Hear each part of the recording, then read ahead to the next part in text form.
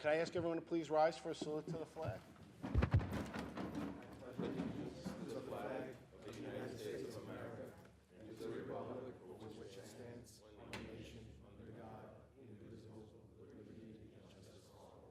Please remain standing for a moment of silence, and I'd ask that you keep in your thoughts and prayers the brave servicemen and women serving our country, both here and abroad.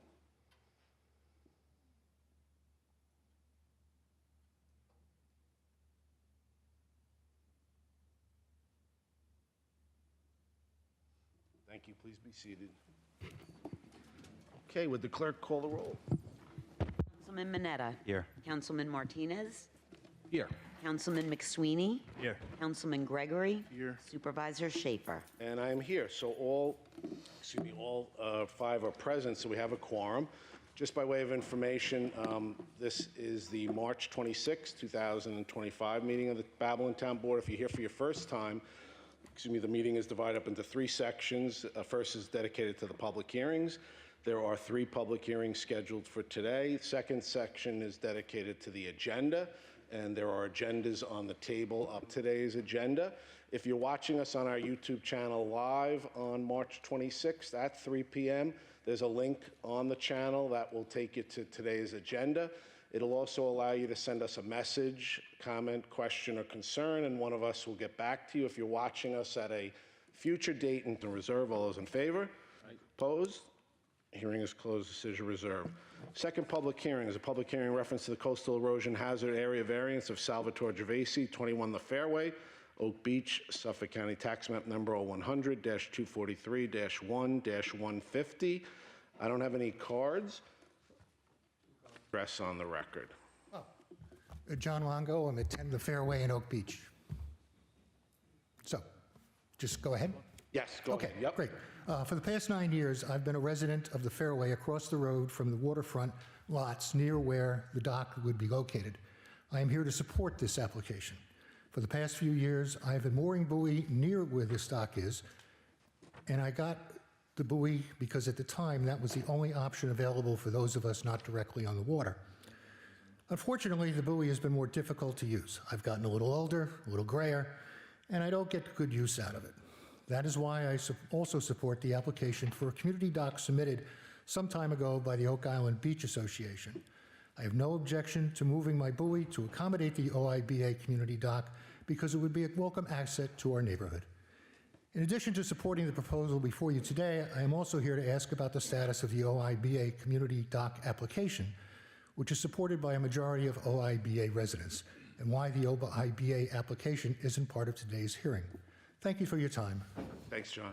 Thank you. Good to see you. Good to see you. Arnold Lanzalata. Good afternoon. My name is Arnold Lanzalata.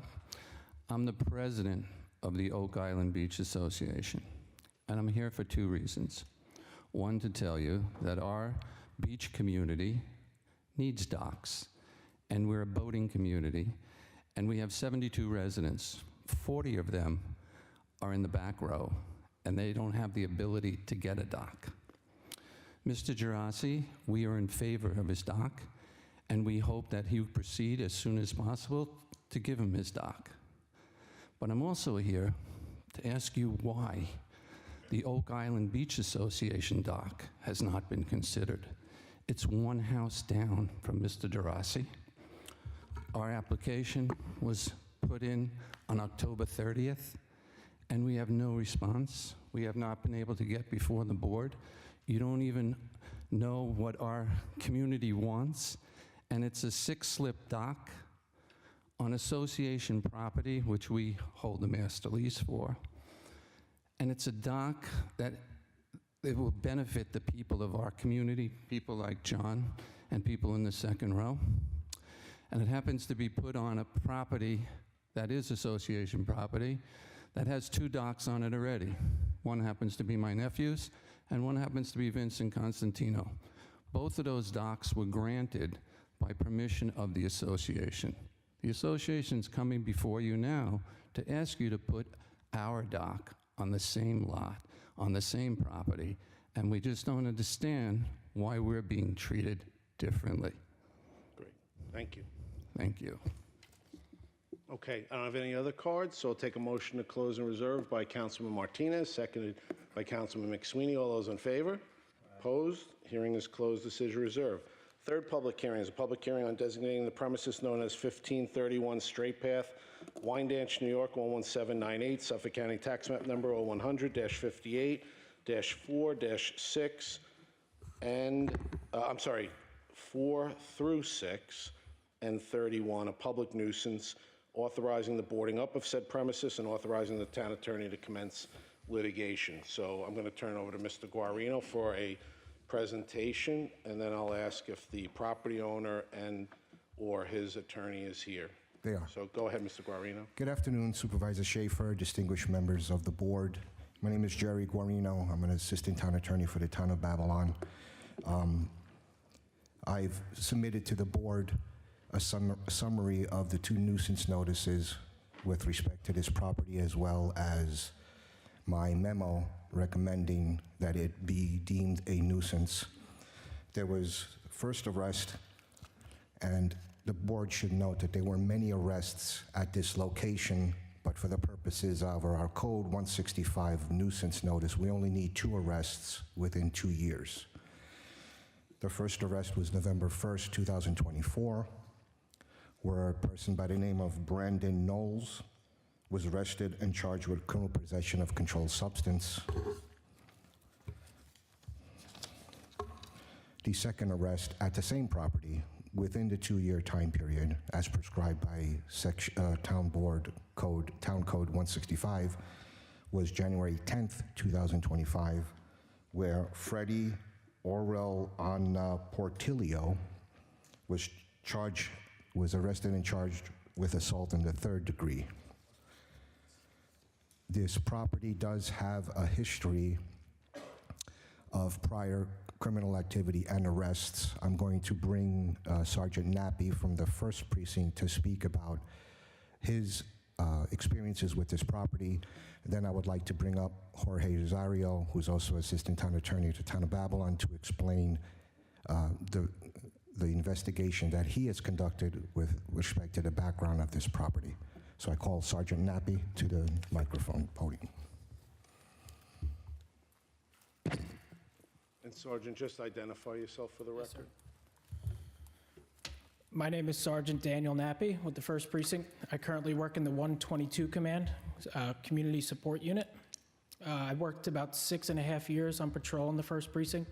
When I got promoted, I went to the 5th Precinct in Patchogue, and I returned to this precinct in February of '24 as a supervisor. The best precinct. I would agree. Good afternoon, Sergeant. If you can please just tell the board your experiences with this property and this location in the time that you've been assigned to the 1st Precinct in Babylon. So in my time at the 1st, you become accustomed to problem locations, drug-prone locations, high call frequency locations, and this particular location, 1531 Straight Path, is, since I've started, has constantly been a high priority for us because there's so many calls and arrests that occur on this premise, and as well as in the front and rear of this premise. There's been frequent. Sergeant, when you say the front and rear of, you're talking about the sidewalk area in front? Correct. That fronts on The front of the Straight store, in front of the storefront on the sidewalk, and then there's a parking lot in the rear with a back entrance to all the stores on that strip of building there. Which has access off of Jackson. That's correct, Jackson Avenue. So, like I said, there's been many calls. A unit like mine, we don't answer 911 calls as much as we normally would when we're pushing a sector car. We more do proactive policing, community complaints, as such. So many of these problem locations, we spend a lot of time at to try to prevent, problems from going further or to nip it in the butt right then and there. Like I said, there's been numerous arrests, including on March 4th. I have a couple cops that work for me. They made a possession of controlled substance arrest in the rear of that lot to a Mr. Carlos Soriano. And there's been arrests as such. You said that was March 4th? Yes, sir.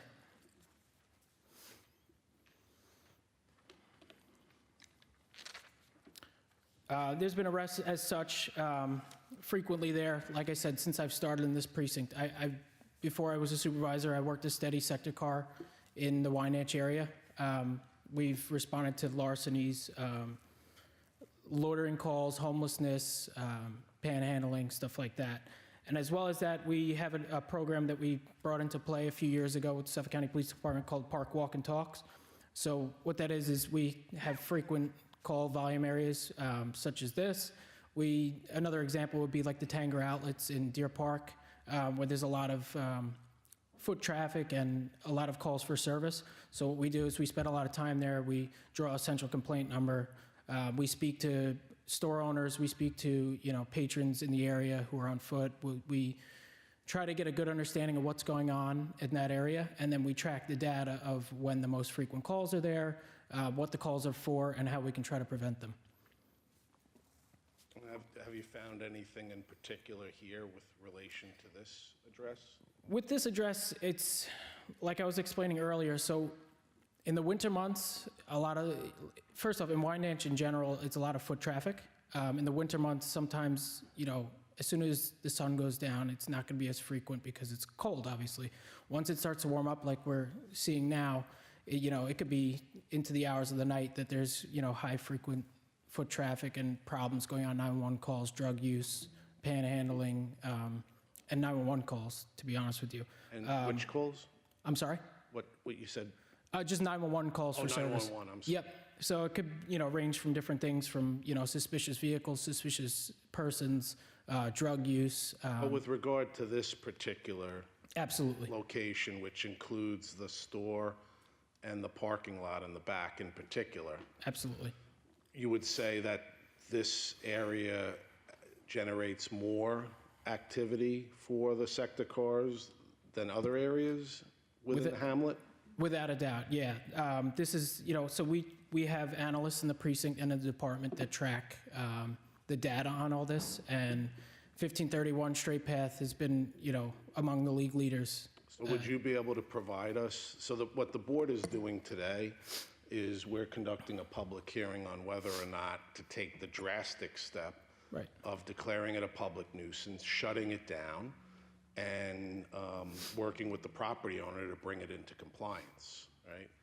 So as much information as you have, and obviously we have the notice information that was sent out, which triggers the public hearing, but any additional information, I believe, would be useful to the board in its deliberations on determining. I can tell you from my years in public service, I'm well aware of the location, but I'd rather not deal in anecdote. I'd rather deal in specific, because that's what the attorneys will need if Absolutely. the property owner decides to fight us on this, so, or work with us. So the property owner is going to be faced with a question as to whether or not he or she wishes to bring the property into compliance and actually be proactive, or ignore and go into court and pay an attorney to go into court to try and fight us.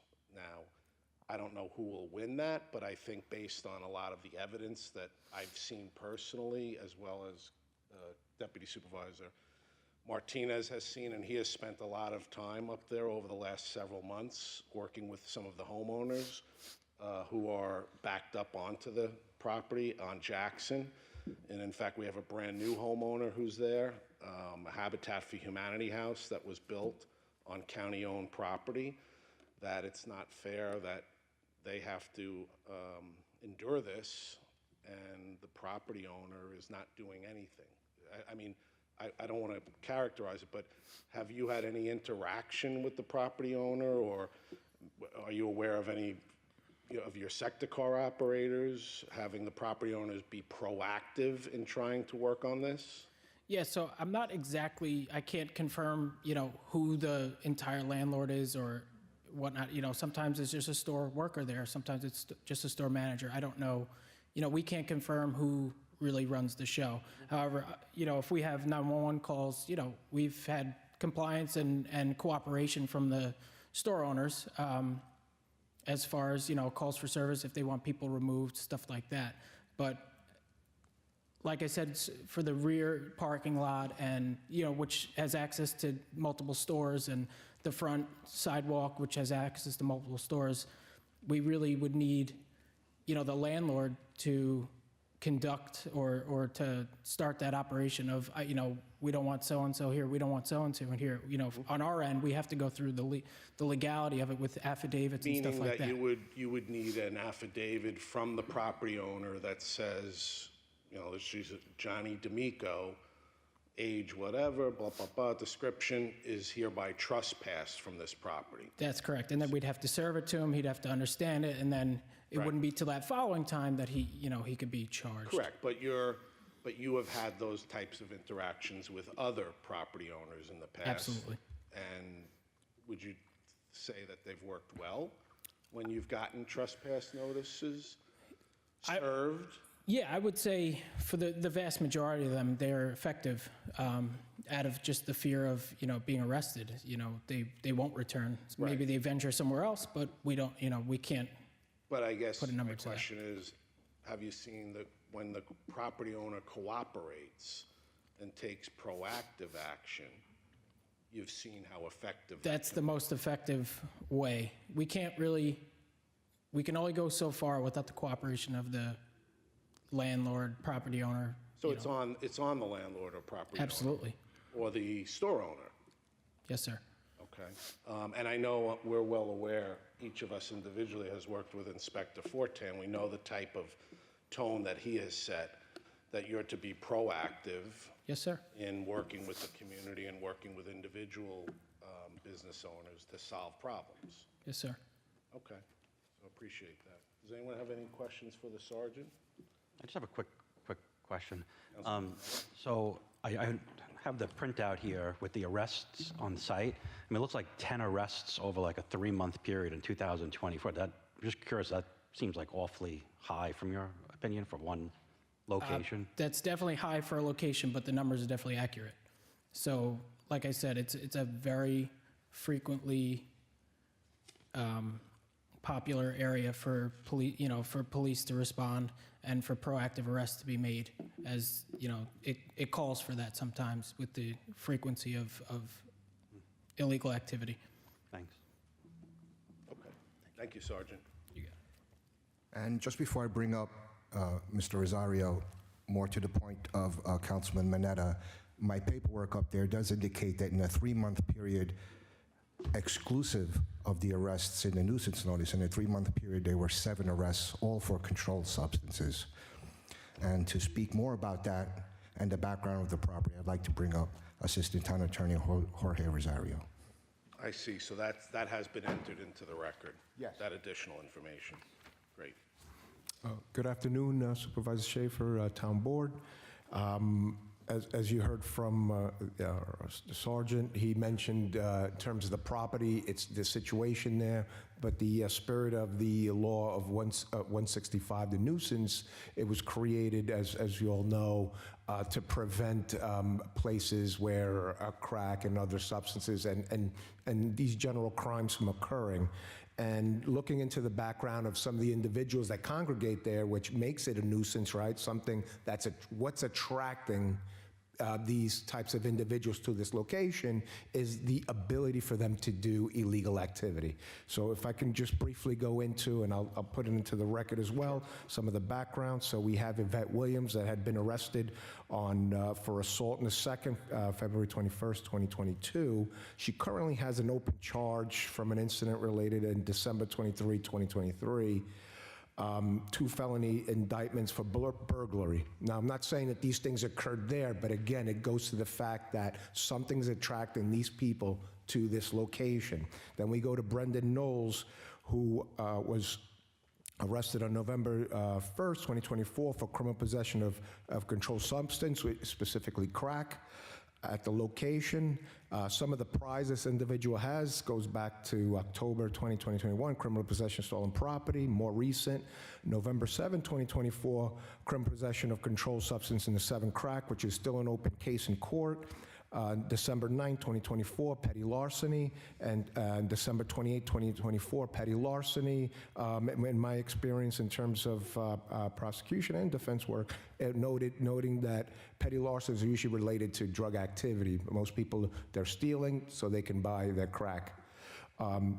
Freddie Orellana Portillo, which is mentioned by a special prosecutor. Arrest happened January 10, 2025 for assault in the third. And if I move on to Jasmine Hudson, who was arrested at the property on October 13, 2024 for criminal possession of controlled substance, crack, again. Some of her open cases are from March 7, 2025, criminal possession of controlled substance, crack. March 20, 2024, assault in the second, and criminal obstruction of breath, pretty much charged with choking somebody. And the other one was a felony charge. And then March 13, 2025, criminal trespass in the third. I can go into Gregory Smith, which in the system has about 10 open criminal cases in Queens, Nassau, and Suffolk County. Then we can go into Alex Langs. This individual has 6 open cases right in the first district that are open currently right now. And as well as a felony for the amount of drugs, but also description of also credit card theft. Moving on to some of his other exploits are petty larceny, again, controlled substance crack,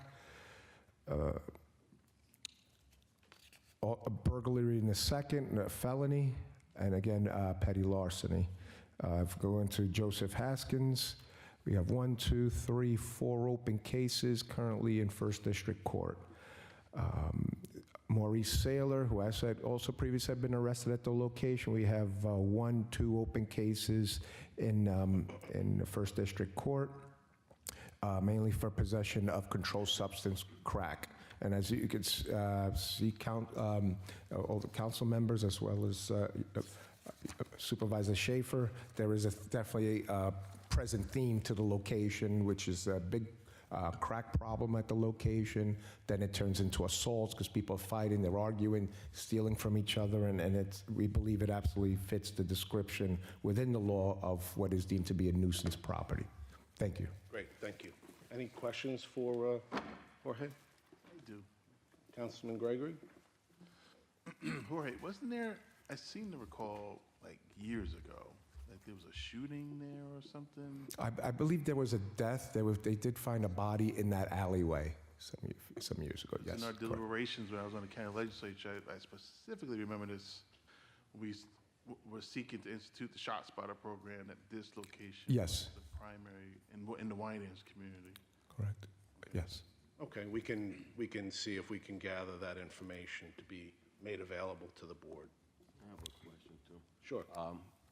Are you aware of any other issues on site, like public urination, intoxication? Absolutely. I'm glad you asked that, Councilman Martinez, because our investigative unit has been looking into some of the activity recently in the area. There's a lot of individuals that are just essentially hanging out in that side of the building, on the inside near the parking lot. They're constantly drinking, urinating, exposing themselves, and this is what some of the homeowners are exposed to, this activity. In the front of the property, what you mainly see is out in the open crack dealing. But by the parking lot, you have it, and it bleeds all into Jackson Avenue, and because it leads from one side to the back side through the parking lot. And a lot of this activity is going on through there, where recently one of our town investigators was taking a video of people arguing and fighting, and he was approached, and it almost appeared like the gentleman was going to threaten the investigator. But it's just right out in the open in broad daylight. Just one more question. When the investigators have been monitoring the location, Yes, correct. do they see these individuals patronizing the store? Essentially what happens is they hang out in front of the store. They're thirsty, they want to get a beer, they go in, they come back out, they drink, So they they do whatever. would, right, so there's nobody has seen, and I guess we'll have an opportunity to ask the attorney or the store owners themselves, but nobody has seen people being denied access to buy a soda or a beer or what have you at the store, Yes, right? yeah, Okay. Good. thank you. Thank you. I'd like to bring up the attorney for the property and the owner of the property, Mr. Grandinetti. Sure. Good afternoon. Supervisor Schaefer, distinguished members of the panel, I just received notice. Just put your name and address. Oh, sure. Anthony Grandinetti, 1200 Veterans Memorial Highway, Suite 360, Hopog, New York. As I was stating, I just received notice of these alleged violations less than 24 hours ago. I did speak to the special prosecutor, and I informed him that I would be here today personally, but to ask for an adjournment to prepare some materials. In my brief time here listening to the allegations, I welcome the opportunity to present a substantial amount of evidence to the contrary of what's been presented here. What I am hearing is that there is an alarming situation of criminal activity in this particular area. But I am a little bit flabbergasted by the fact that my client's store is cited. And those of you who are familiar with the area know that there's a string of stores. There's about 7 stores. The only store with a sign directing residents not to loiter, not to possess alcoholic beverages of any kind is my client's store. My client's store is actually beautiful. It serves the community well. It is clean. There are no problems within the store. And disturbingly, the individuals who engage in the activities complained of have absolutely no connection whatsoever to my client or his premises. He does not wish these people to be present. He loses business as a result of these people being present. In a future date, I will provide evidence to you that my client has personally gone to the precinct and requested repeatedly for police assistance, for which he pays taxes, to have police assistance to help rid him of these problems. But I suggest to you that these are social problems, not problems created by the property owner. I think the prosecution really has made my client's case for me, but I do intend, and I'm glad, Supervisor Schaefer, that you requested the data that's necessary to properly analyze this situation before such a drastic step is taken to deprive a property owner of their property and a right to earn a living in this community and to provide a great service to numerous residents. This is a store that I'm sure I can provide you with statements and signatures from untold numbers of community members who aren't on the backside of Jackson, who regularly visit my client's store and enjoy the food and other services that they provide to the local community, especially in a community such as this that does not necessarily enjoy the benefits of more affluent communities. But make no mistake about it, my client provides a very significant and admirable service to members of your community in this township. I would point out to you in the 12 hours that I've been aware of this case, I've had the opportunity to look up the individuals who were arrested and are mentioned in the nuisance notice. The first one being Brendan Knowles. Brendan Knowles' case is still pending. He was arrested on November 1st for possession of crack. There is nothing in the criminal information that suggests that Brendan Knowles knows my client, purchased cocaine from my client, was ever in the store prior to, during, or after him possessing that cocaine or crack, how he came to be arrested, and certainly he hasn't been convicted. I don't have any evidence that what he was in possession of was actually crack. Likewise, there's an allegation in the second notice that I received of an individual who was arrested for assault. The same holds true. The assault didn't take place in my client's store. There was never a dispute in my client's store. And we're naming 151, but we really have no idea where this event occurred, whether it was directly in front of my client or not. And again, I repeat myself when I tell you, when there were problems at my client's store, near my client's store, he has repeatedly gone to the police and asked for assistance. And he was told that the police are sorry, they're aware of the problem, there just isn't sufficient manpower. So when I listen to both your investigator as well as the special prosecutor tell you, gentlemen and ladies, that this conduct takes place in broad daylight, in an open environment. At times they videotape it.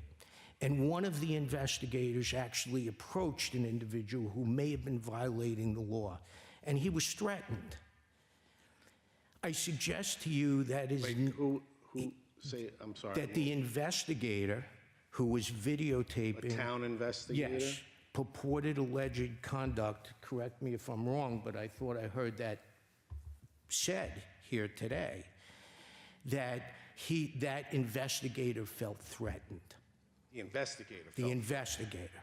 by the person. who By was the videoing? person who was engaged in that conduct. And that's exactly why I would never have my client approach an individual engaged, perhaps who's impaired or intoxicated by the consumption of drugs and alcohol.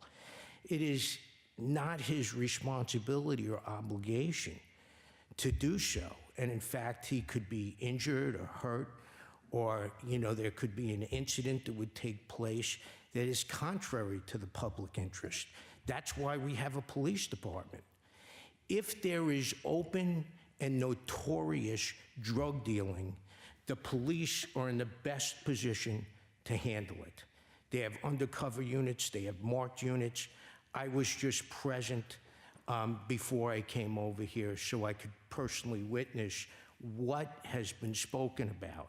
On the back side of Jackson Avenue, there is a fence and there's an entranceway into a common parking lot, not just my client's store, but a common parking lot with 7 stores. And I saw a police cruiser there, Unit 102. So, Mr. Can we just, since we're getting into it now, right? You were asking for an adjournment, right? I am. Well, but since you're getting into it, let me ask you a couple of questions. Sure. If you don't mind. No. So, who do you represent specifically? I represent the owner of the building. And who is that? That is Jose, it's spelled U-R-E-N-A. Okay, so, and Jose Urena owns 1531 Straight Path? Correct, sir. And he owns the associated parking lot, which is a separate tax map number? I don't know if he owns the entire parking lot or not. Well, according to our records, he does. Okay. So I need you to just make sure you understand who you're representing and what Again, parcels. I come... 12 hours, I got 12 it. hours. I got it. So You're we'll very good at that. I got it. I'll find all that out. But my point is... No. Okay. Because normally you ask for an adjournment and then you sit down, right? I do, but I think it's important that I give some No, I'm glad background you as did. well. I'm glad you did, Yeah. absolutely. Yeah. That's important, so we could set the tone for this. So, so you represent Jose, who owns both the building, right? which includes the sidewalk area in front of the building and the lot in the back. So he's the owner of that parking lot, which, and I have no idea whether or not he has an agreement with the other property owners for them to allow their traffic to come in and out of there, but in our records, for the taxes that he pays, he owns that parking lot, right? Okay. So one of the things that you need to address and think about is that the way this works, for when we're considering what to do, is we're considering, and we've done this for several locations along Straight Path, where we've had the cops doing what you're asking them to do, which is to deal with the people there, right? So if you look at this list, just within the last 3 months, there's a number of drug arrests. That didn't happen without them paying attention to it based on the comments that have been made, right? They're focusing on that, and they're doing their job. Now, that's continued to happen, so what the object of the game here Right. is to figure out how do we put an end to that. Oh, understood. So if you, Understood and agreed, but if you go back over and when you have an opportunity to do your research, because you just got this 12 hours ago, correct. you'll be able to look at past public hearings. For example, I'll cite one that we just had a couple of weeks ago, motel that was being used for prostitution and actually sex trafficking incidences. The owner and his son were here, and we came up with a game plan for what they had to do proactively to deal with that. They're now doing that.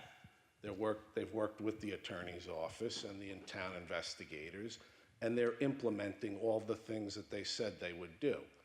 What we want to do here, and if you're going to be the point guy, I know you told Jerry you might not handle this case, That's correct. We'll see. so we may have a new person. Right. What I don't want is a new person to come in and say, I got it 12 hours ago. That won't happen. So I'm emphasizing to you, and I'm respectful because I'm an attorney also, I'm emphasizing to you the urgency of this. Whether I want to support your position, which is your guy has nothing to do with this, and it's all on the cops. No, I'm that's not- paraphrasing. No, that's You can not- correct me if I'm wrong. Yes. But again, what I'm telling you is that this is extremely urgent now as to what's been going on there.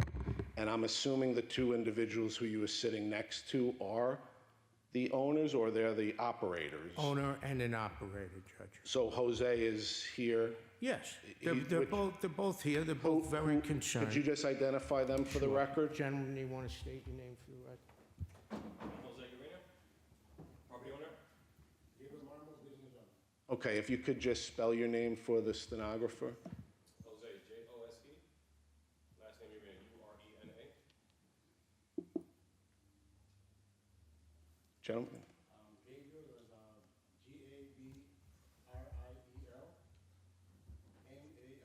Marmol.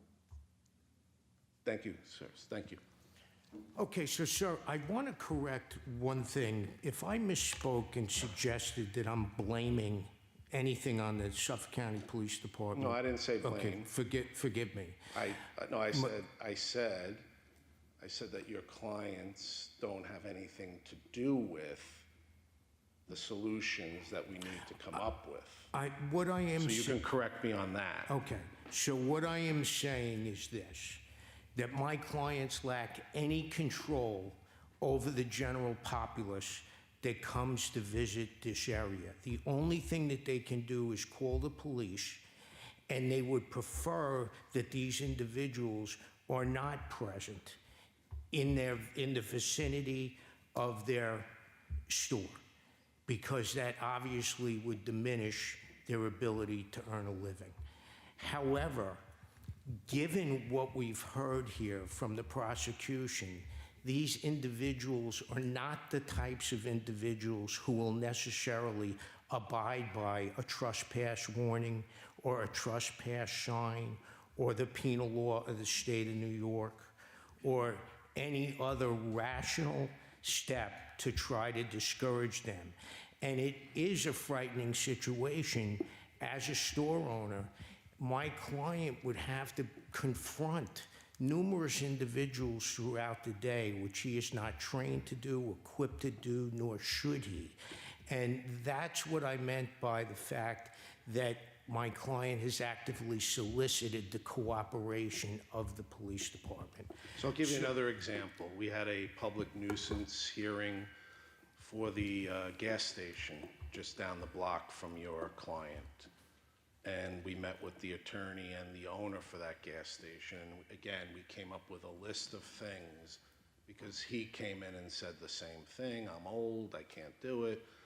Of course, I said to him, then you should have someone who can, whether it's a relative or another person that you hire to manage your property if you can't do it. Did you want to say something? I do not wish to interrupt you, I'm sorry. No, if you had something to add, this is a free-flowing conversation. Sure. My point is that my client can't have control over, numerous individuals in the community who, appear, on Jackson Avenue. We don't have a right to stop people. No, we're not asking them. We're asking them to have control over the people that visit their property. So what I'm going to leave you with is this. One, I would suggest that you, again, determine whether or not you're going to handle this. And if you're not, who is? And that should be a quick decision so that we can set up a meeting. Because I believe, again, that we need to move on this very quickly. And that's going to involve, and they look like nice gentlemen who want to run a business in the town. And I'm hoping that you would get up here and say that they want to work with the town. Well, please don't misunderstand my comments to suggest anything other than that. I think that my... You should have led off with that. Pardon me? You should have led off with that. Oh, well, again, based upon the statements that were made, it suggested that my clients were responsible for the behavior of, third parties whom they can't control. Notwithstanding that, No one ever said that. But they are, to a certain extent. Well, but again, I'm speaking to you. right.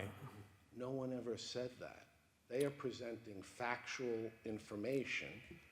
They have arrests. That's how this law works. I understand, Judge. So, again, I know you're an experienced attorney. I am, sir. And I can point to countless areas throughout Long Island that are riddled with drug activity and arrests. And if we shut down every property based upon the fact of third-party conduct, we'd have a lot of boarded up areas in our communities. My client wishes to work with the board and the special prosecutor in an attempt to implement any reasonable and rational accommodation he can make to improve the situation within the community. You earned your fee today. Okay. So I will set something up immediately with the special prosecutor. Let's figure out if you're going to be the attorney. Yes. Because I know you have a lot of other things going on.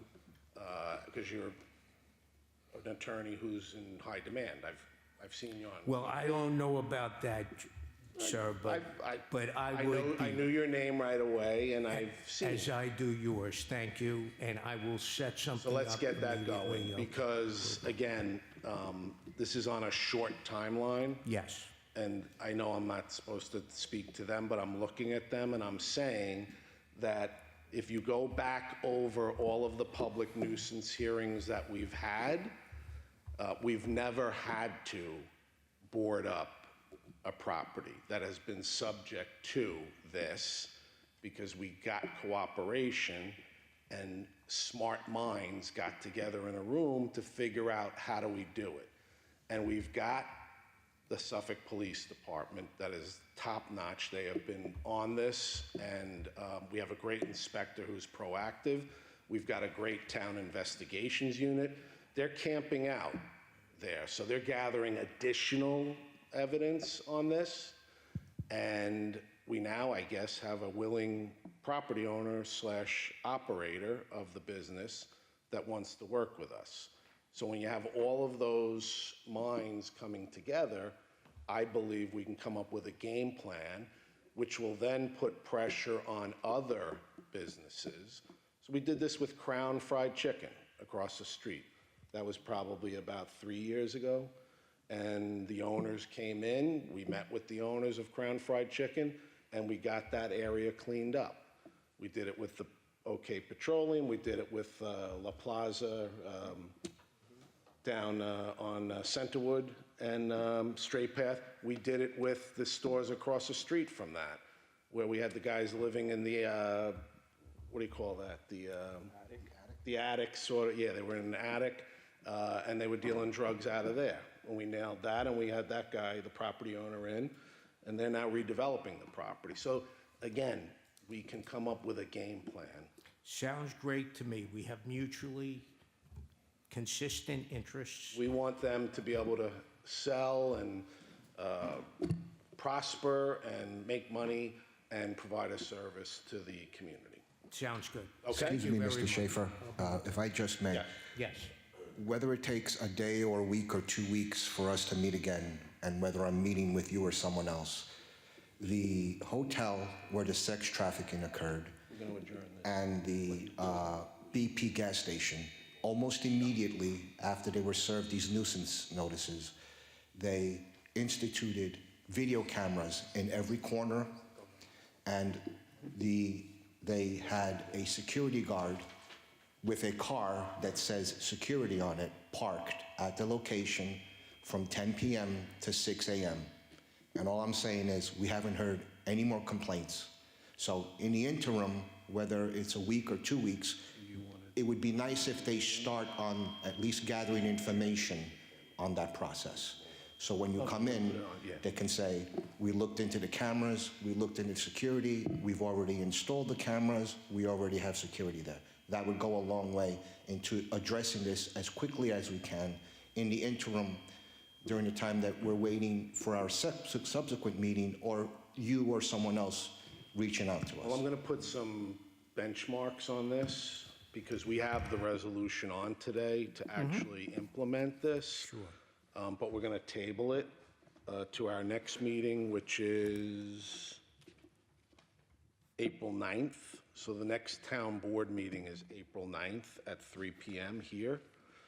But in the meantime, I would suggest that the meeting with either you or whoever new council is scheduled prior to April 3rd, which is next Thursday. So you've got about a week to have the meeting. It could be virtual, it could be whatever. I suggest in person, and I suggest that you have Mr. Rosario and the investigators who are assigned to it, and someone from the first precinct. Again, Inspector Forte will make himself available, or the sergeant, so that you can come up with a game plan, because what we'd like to hear on April 9th, because we're going to table the resolution till then, what we'd like to hear on April 9th is a plan that we can put into the record. Because again, it's important that we let people know, and then once we've got a plan with your clients, then we can move on to see if there are any other businesses that are contributing to this. Sound good? Sounds good, with the following caveat. Yes. My son is to be married next week out of state. Okay. So I plan to leave on Wednesday, April 2nd, and return on April 8th. Okay. Which may make the time frame very difficult to meet before that, but I will try to make that happen if possible. Otherwise, I'll set a date for immediately upon my return, but I'll try, Mr. Chairman, to make that happen, okay? That's only relevant if you're the attorney. Well, the chances are I will be involved, okay? Okay, so why don't I suggest this, since today is the 26th and you're leaving on the 2nd, what does your Monday look like?